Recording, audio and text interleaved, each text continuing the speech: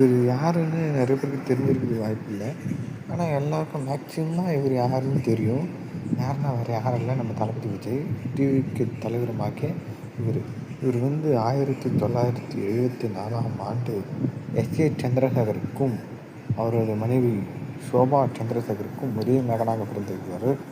தமிழ் திரைப்படத்தில் நடிக்க வாய்ப்பு கிடைக்க ஒரு அரிய வாய்ப்பாக இருந்த காலத்தில் தமிழ் திரைப்படத்திற்கு வந்து சேர்ந்திருந்தார்.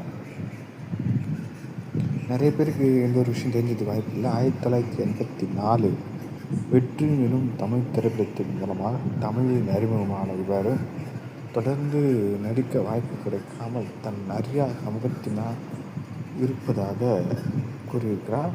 இவரது தந்தை இயக்குனரும்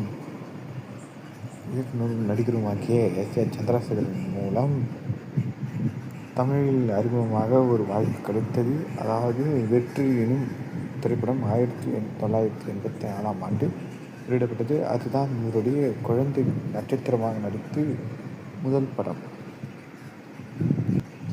அவருடைய தந்தை இயக்கிய குழந்தை திரைப்படங்கள் நிறைய நடித்து பின்பு நாளைய தீர்ப்பு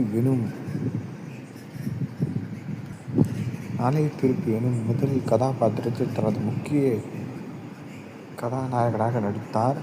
அவரது முதல் படமே அதுவே ஆகும். ஏனென்றால் அதற்கு முன்னே நடித்தது குழந்தை திரைப்படமாகவும் குழந்தை நட்சத்திரமாகவும் நடித்த படங்களாகும். இதுவே அவர் நடித்த முதல் திரைப்படம் என்று குறிப்பிடப்படுகிறது. பின்பு செந்தூர பாண்டி, பூவே உனக்காக என நிறைய திரைப்படங்கள் நடித்திருக்கிறார்.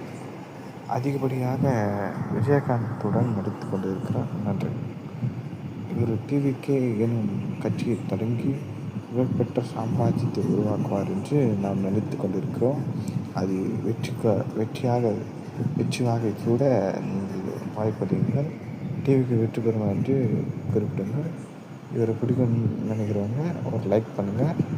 இவர் ஜெயிக்கணும்னு நினைக்கிறவங்க ஒரு சப்ஸ்கிரைப் பண்ணுங்கள். நன்றி.